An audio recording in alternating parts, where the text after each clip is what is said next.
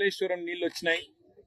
కేసీఆర్ గారు మరి దశాబ్దాలుగా సంవత్సరాలుగా ఎదురు చూస్తున్న మా ప్రాంత ప్రజల మా రైతుల కళ నెరవేర్చి కాళేశ్వరం నుంచి మాకు నీళ్లు తెచ్చిండు. మల్కపేట రిజర్వాయర్లో నీళ్లు పోసిండు. దాని నుంచి బ్రహ్మాండంగా ఈసారి నీళ్లు వస్తాయని చెప్పి చాలా ఆశతోని పంటలు వేసుకోవడమే కాదు, కొత్తగా దాదాపు 100-150 మోటార్లు కొనుక్కొని కాలువల మీద మోటార్లు పెట్టుకొని ఆ నీళ్లు వస్తే ఆ నీళ్లతోని సాగైతుంది, మా జీవితాలు మళ్ళొక్కసారి మేము ఆశించిన విధంగా మంచిగా అవుతాయని చెప్పి బ్రహ్మాండంగా డిసెంబర్ జనవరి మాసంలోనే వరి పంట నాటేసింది. వేసిన తర్వాత ఈరోజు పరిస్థితి ఏంటి అంటే కేసీఆర్ గారి మీద కోపంతో, కేసీఆర్ మీద ఒక అనవసరపు ద్వేషం పెంచుకొని ఆనాడు మేడిగడ్డలో కూడా ఏదో కుట్ర చేసి మొత్తానికి ఒక పర్రెవడేటట్టు చేసి ఆ పర్రెనే ఈరోజు ఒక పెద్ద ప్రమాదంగా చూపెట్టి ఆడికెళ్లి నీళ్లు తీసుకోకుండా గత 15 నెలలుగా ఏదైతే ఒక కుట్రపూరితంగా కాళేశ్వరం పాడైపోయింది అని చెప్పి ఒక పిచ్చి ప్రచారం చేస్తా ఉన్నారో, ఇవాళ దానివల్ల రేవంత్ రెడ్డి యొక్క ఒక ద్వేషపూరిత వైఖరి వల్ల ఇలా జరుగుతున్నది ఏంటి అంటే పంటలు ఎండిపోతా ఉన్నాయి. రాష్ట్ర వ్యాప్తంగా రాజన్న సిరిసిల్ల జిల్లాలో ఎండుతున్నాయి, అదేవిధంగా పక్కనే వేరే జిల్లాల్లో ఎండుతున్నాయి. చివరికి కింద అక్కడ కాళేశ్వరం నీళ్లు ఏదైతే ఎస్ఆర్ఎస్పీ స్టేజ్ 2 కింద తుంగతుర్తి, సూర్యాపేట, కోదాడ దక్కపోతాయో అక్కడ కూడా ఎండుతా ఉన్నాయి. నిన్న మీరు చూసే ఉంటారు, పెన్పహాడ్ మండలంలో సూర్యాపేట జిల్లాలో మా మాజీ మంత్రివర్యులు సూర్యాపేట ఎమ్మెల్యే జగదీష్ రెడ్డి గారు చివరికి కళ్ళనీళ్లు పెట్టుకున్న పరిస్థితి. ఈరోజు మా దేవునిగుట్ట తాండాలో రాజన్న సిరిసిల్ల జిల్లాలో ఈ రైతులు మొత్తం లంబాడ రైతులు, గిరిజన రైతులు, ఈ అమ్మాయి పేరు సంగీత గారు, ఇది ఆమె పొలము, ఆమెకు ఒక 5 ఎకరాలు ఉంది. ఇవాళ మొత్తం పొలమంతా ఎండిపోయిన పరిస్థితి. నేను అడిగిన సంగీతాన్ని, ఎందుకమ్మా మరి నాటేసినావు అంటే, అన్న మల్కపేట రిజర్వాయర్ల నీళ్లు ఆడ ఉన్నాయని ఆడికేలి కేసీఆర్ సార్ కాళేశ్వరం ద్వారా నీళ్లు వచ్చినాయి కాబట్టి మాకు విశ్వాసం వచ్చి మేము పంట వేసుకున్నాం. కానీ వీళ్ళు వచ్చినాక కాంగ్రెస్ వాళ్ళు నీళ్లు విడుస్తలేరు, దాంతో ఎండిపోయే పరిస్థితి వచ్చింది అని చెప్తా ఉన్నది. నేను అడిగిన అమ్మాయిని, మరి రుణమాఫీ జరిగిందా అన్న, రుణమాఫీ కాలే. పోనీ రైతు బంధు పడ్డదా, రైతు బంధు పడలే. పోనీ బోనస్ వచ్చిందా, బోనస్ రాలే. ఆఖరికి నీళ్లు కూడా రాలే. అంటే ఇది ఈ రోజు ఈ రాష్ట్రంలోని పరిస్థితి. రాష్ట్రంలోని రైతులందరూ ఇవాళ అనుకుంటున్న మాట ఏంటి అంటే, కేసీఆర్ అంటే కాళేశ్వరం, కాంగ్రెస్ అంటే శనేశ్వరం. నిజంగా కాంగ్రెస్ వచ్చినాక కాలం కూడా అయితలేదు. కాలం ఇది కాలం తెచ్చిన కరువు కూడా కాదు, ఇది కాంగ్రెస్ తెచ్చిన కరువు.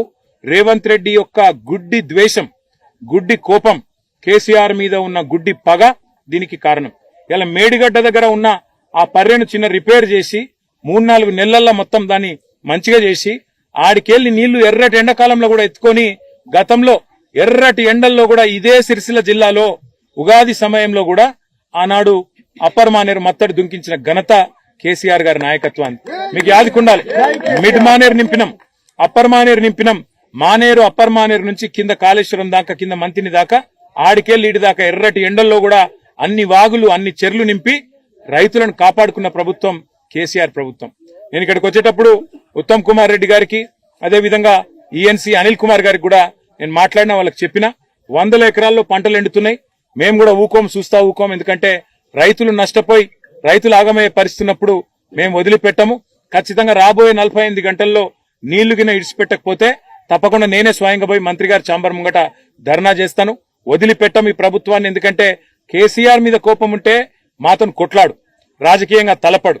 కానీ ఇవాళ రైతులను ఎండబెట్టడం, రైతులను ఇవాళ చావగొట్టడం అనేది ఈ ప్రభుత్వానికి ఎంత మాత్రం మంచిది కాదు. ఇప్పటికే 450 మంది రైతులను పొట్టన పెట్టుకున్నాడు రేవంత్ రెడ్డి కాంగ్రెస్ ప్రభుత్వం. రైతు డిక్లరేషన్ అన్నారు, ఒక్కటంటే ఒక్క మాట కూడా ఇప్పటివరకు నిలబెట్టుకోలే. కనీసం ఇదివరకున్న రైతు బంధు కూడా నిలబెట్టుకునే పరిస్థితి లేదు. రైతు బంధు పైసలు కూడా వేసే ముఖం లేదు. కరెంట్ ఇచ్చే తెలివి లేదు, నీళ్లు ఇచ్చే తెలివి లేదు. ఆఖరికి బోర్లు ఎత్తిపోతా ఉన్నాయి. ఇలా ఇక్కడికి వస్తుంటే నాకు రైతన్నలు చెప్తా ఉన్నారు, అన్న 600 ఫీట్లు కాదు 800 ఫీట్లు వేసినా కూడా ఒక 1 ఇంచ్ నీళ్లు కూడా పడతలేవు, చాలా దుర్భిక్ష పరిస్థితి వచ్చింది. మరి రేవంత్ రెడ్డి ప్రభుత్వం వచ్చినాక నీళ్లేమో పాతాళంలోకి పోయినాయి, నిధులేమో ఢిల్లీకి పోతున్నాయి, నియామకాలేమో గాలికి పోయినాయి అన్న అని చెప్పి రైతులు చెప్తా ఉన్నారు, పిల్లలు చెప్తా ఉన్నారు. నేను కాంగ్రెస్ ప్రభుత్వాన్ని అడిగేది ఒకటే, సిగ్గు తెచ్చుకోండి, బుద్ధి తెచ్చుకోండి. కనీసం ఇకనైనా రైతులను కాపాడడానికి వెంటనే ఇటు మిడిమానేరు నుంచి అటు రంగనాయక సాగర్ కూడా నీళ్లు విడుదల చేయాలి. ఎందుకంటే తంగలపల్లిలో అక్కడ కూడా రైతులు వచ్చినారు, 6 గ్రామాల రైతులు, జిల్లెల్లా, నేరెల్లా, రామచంద్రాపురం, దాచారం, అదే విధంగా పైన ఉండే మాటిండ్ల ఈ రైతులందరూ కూడా వచ్చినారు.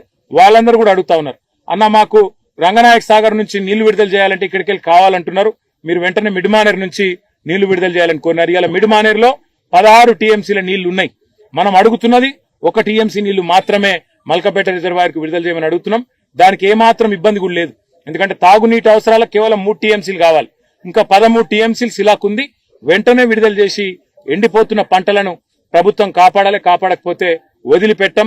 రైతాంగాన్ని కూడా కూడగట్టుకొని మా పార్టీ పెద్ద ఎత్తున పోరాటానికి కూడా పూనుకుంటుందని చెప్తూ వెంటనే మంత్రి గారు ఈఎన్సీ గారు స్పందించి నీళ్లు విడుదల చేయాలని చెప్పి కూడా డిమాండ్ చేస్తూ రైతులకు కూడా నేను ఒకటే విజ్ఞప్తి చేస్తా ఉన్నా, మీరందరూ ధైర్యంగా ఉండండి. కేసీఆర్ గారు ఉన్నారు, మేమందరం ఉన్నాం. అసెంబ్లీలో కూడా ప్రభుత్వాన్ని వదిలిపెట్టాం, బయట కూడా వదిలిపెట్టాం.